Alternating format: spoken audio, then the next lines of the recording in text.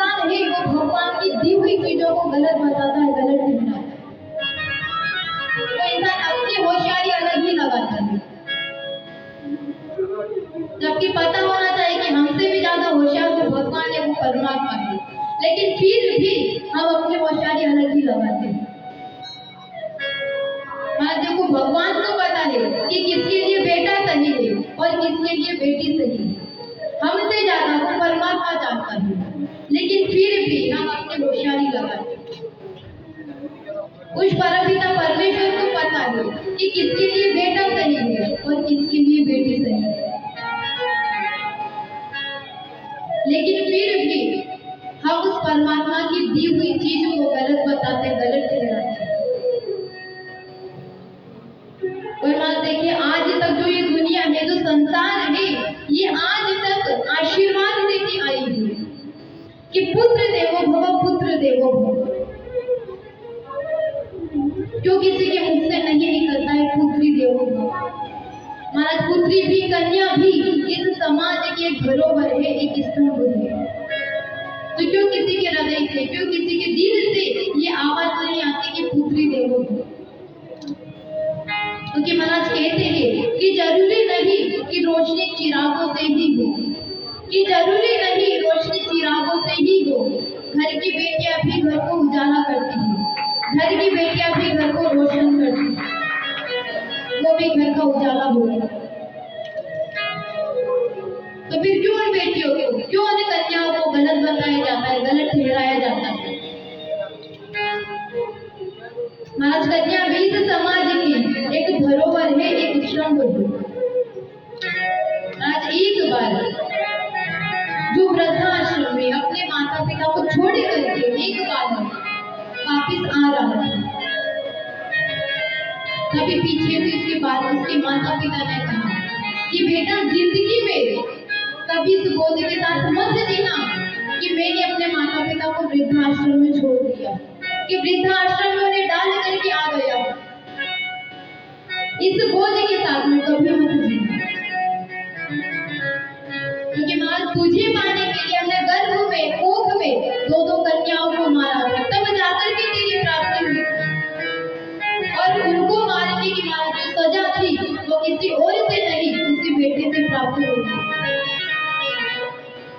तो इसीलिए जिंदगी में कभी इस बोझ के साथ मत जीना कि मैंने अपने माँ बाप को वृद्धाश्रम में डाल दिया। और महाराज इस कथा के माध्यम से, इस व्यासपीठ के माध्यम से आप सभी से मेरा निवेदन है कि उन कन्याओं का सम्मान करें, उनको आदर की दृष्टि से देखें, सम्मान की दृष्टि से देखें। क्योंकि कहते हैं कि नकली धनवानों की पहचान होती है धोखा और पेटी। सब बड़े लोग बैठे, अनुभवी बैठे और सभी जानते हैं कि धोखा और पेटी क्या होता है। तो कहते हैं कि नकली धनवानों की पहचान होती है धोखा और पेटी, पर असली धनवान वो है जिसके घर में मुस्कुराए उसकी बहू और बेटी,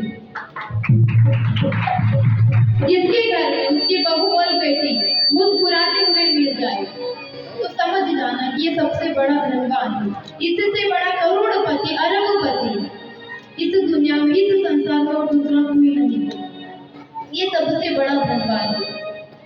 और आज बेटियों के बारे में कहा गया और कहते हैं कि बेटा अगर आपका वारिश है तो बेटी आपका पारस है, अगर बेटा आपका मान है तो बेटी आपका गुमान है, अगर बेटा आपका वंश है तो बेटी आपका अंश है, और बेटा अगर आपकी शान है तो बेटी आपकी शान है, अगर बेटा संस्कार है तो बेटी आपकी संस्कृति है, अगर बेटा शब्द है तो बेटी आपकी अर्थ है, अगर बेटा गीत है तो बेटी संगीत है।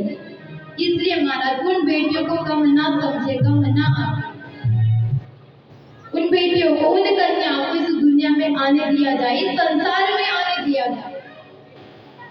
लेकिन देखिए महाराज जो बेटियां इस दुनिया में नहीं आती है, संसार में नहीं आती है, उसके पहले ही हम उन्हें गर्भ में ही मार देते हैं, गर्भ में ही नष्ट कर देते हैं। और अगर मान लो कि किसी के यहाँ पर तो महाराज कई सारे लोग हैं जो ऐसा मुंह बना करके बैठते हैं कि पूछो ही मत। ऐसा लगता है जैसे कि इनके 100 घड़े पानी के भरे हुए भूल गए वो फूट गए हो, ऐसा मुंह बना करके बैठते हैं। और अगर कोई पूछ ही ले कि आपके यहाँ पर बेटी हुई है, लड़की हुई है, तो वही ऊपर के मन से कहेंगे हाँ हाँ लक्ष्मी हुई है। अरे लक्ष्मी हुई है तो थोड़ा हंसो, खुश रहो, प्रसन्न रहो कि परमात्मा ने आपके यहाँ पर लक्ष्मी दी है, एक बेटी दी है। लेकिन उन